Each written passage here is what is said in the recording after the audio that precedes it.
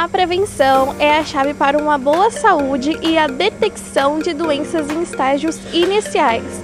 Mesmo sabendo disso, a maioria dos homens não tem o hábito de fazer o exame de rotina. E é uma consulta com um especialista, então nem se fala. Hoje vamos conversar com o urologista Dr. Ricardo Freitas, aqui no Hospital Agnus Dei, para falar um pouco sobre a importância do cuidado com a saúde. Venha comigo. Dr. Ricardo, de costume, a maioria dos homens já chegaram ao consultório com doenças instaladas e muitas vezes em estágio avançado.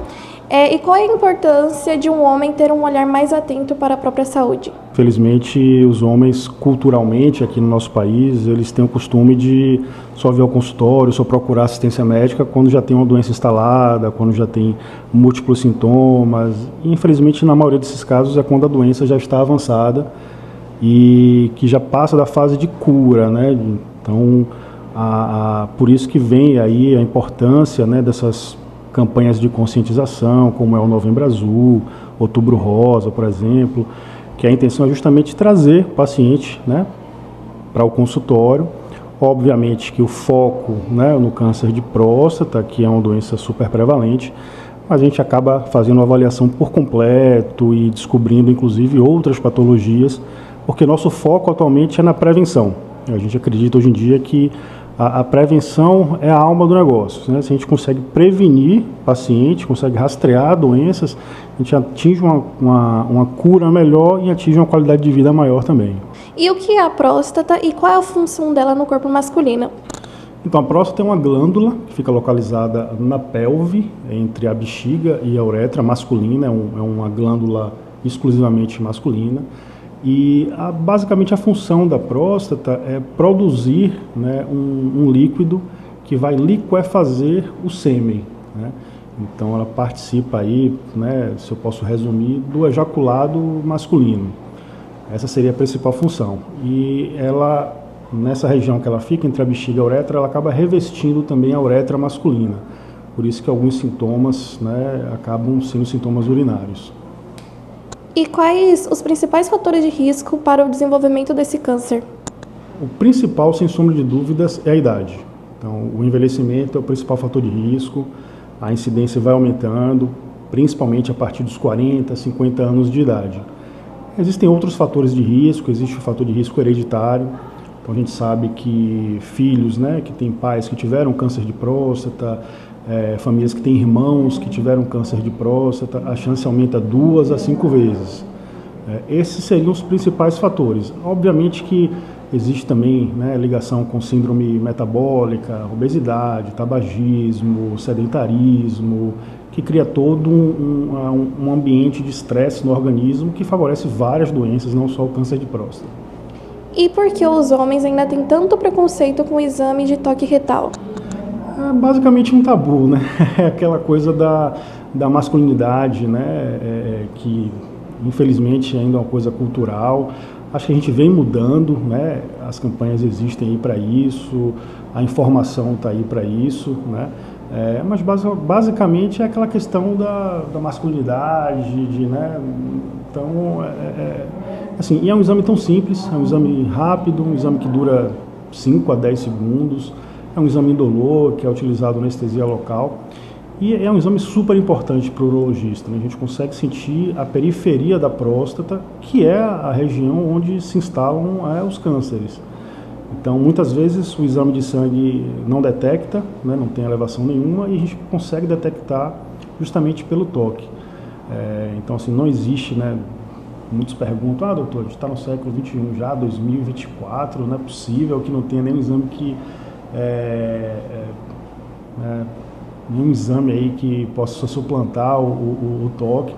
Não existe, né, em nenhum lugar, não é aqui, não é no mundo, e acho difícil também de ter esse exame. E você acha que com o Novembro Azul, essa questão do preconceito com o toque retal vem diminuindo entre os homens? Eu acho que sim, É um dos objetivos, inclusive, e a gente já percebe isso. A gente percebe que cada dia mais os consultórios vêm enchendo, os homens têm procurado, inclusive homens mais jovens, né, que estão sabendo das informações, que estão vendo familiares, né, com câncer, parentes, amigos, conhecidos. Então tem procurado cada vez mais jovens para poder a gente realizar o exame de rastreio. Então eu acho que a gente tem conseguido sim atingir esse objetivo. E para uma pessoa que quer fazer a prevenção, quais são os dias que o senhor atende aqui no Agnus Dei? Eu atendo aqui toda quarta-feira, todas as quartas-feiras, o dia inteiro. Estou aqui pela manhã, à tarde também, tanto fazendo atendimento quanto realizando procedimentos cirúrgicos. Além disso, nos outros dias a gente tem uma equipe de urologia aqui, né, que faz atendimento todos os dias, inclusive atendimentos de emergência e urgência. Existem sinais ou sintomas que os jovens devem observar antes do diagnóstico? Então, essa é uma ótima pergunta e assim, o câncer de próstata, numa fase inicial, ele não dá sintoma nenhum. Então, por isso que deve-se fazer o exame de rastreamento, né, com o PSA e o toque retal. O câncer de próstata ele só vai apresentar sintomas numa fase mais avançada, né, quando a doença ela já saiu da próstata e partiu para outros órgãos, né? Por exemplo, esqueleto, ossos. Então o paciente pode ter muita dor óssea, o câncer pode ir para órgãos viscerais como o pulmão, o fígado, e isso pode causar, né, perda de peso, outros sintomas constitucionais, e é uma fase da doença que a gente não consegue mais atingir a cura. Não quer dizer que não tem tratamento, a gente consegue controlar a doença, mas a cura é só na fase inicial, que na grande maioria das vezes é totalmente assintomático. Qual o papel das campanhas com o Novembro Azul na conscientização da prevenção masculina? Justamente identificar esse paciente que não tem sintomas, um paciente assintomático, e que nesses casos, a gente identificando o câncer de próstata nessa fase inicial, as taxas de cura chegam a 90%, próxima quase a 100%. Né? O câncer de próstata, ainda bem, ele é muito incidente, mas ele tem esse comportamento indolente, principalmente quando é diagnosticado nas fases iniciais. Então, e a gente só tem como diagnosticar se o homem vier para o consultório, se fizer o exame de PSA e se fizer o toque retal. E para um homem de 20, antes da idade que realmente precisa fazer o exame, você poderia explicar como faz esse exame para o homem já ficar ciente? Pronto. Então, o exame é indicado hoje pela Sociedade Brasileira de Urologia de início aos 45 anos para quem tem fator de risco, e os principais são histórico familiar ou a raça negra, e aí raça negra aqui na nossa população, né, somos todos miscigenados, então é basicamente todo mundo, ou 50 anos para quem não tem fator de risco.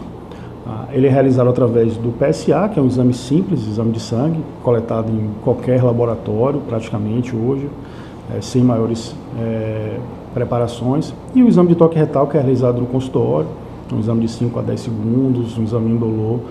Através desses dois exames a gente estratifica um risco e avalia se aquele paciente tem uma chance maior ou não. Aqueles que têm uma chance maior, que tem alguma alteração em um desses exames, a gente faz uma investigação mais aprofundada, com exames mais precisos, como ressonância e biópsia de próstata.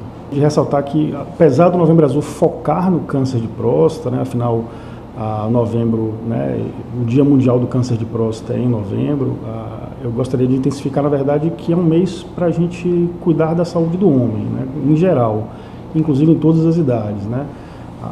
A Sociedade de Urologia, hoje em dia aqui no Brasil, ela vem focando muito que nós urologistas temos que ser para os homens como os ginecologistas são para as mulheres, né. Então, as mulheres vão para os ginecologistas ainda na fase de infanto-juvenil, né, entrando na puberdade, e os homens, infelizmente, não. Então, eu gostaria de ressaltar isso, que, né, cada vez nós, homens, possamos ir para os urologistas mais jovens e que sejamos aqueles médicos da confiança mesmo, que a gente possa acompanhar aí durante toda a vida.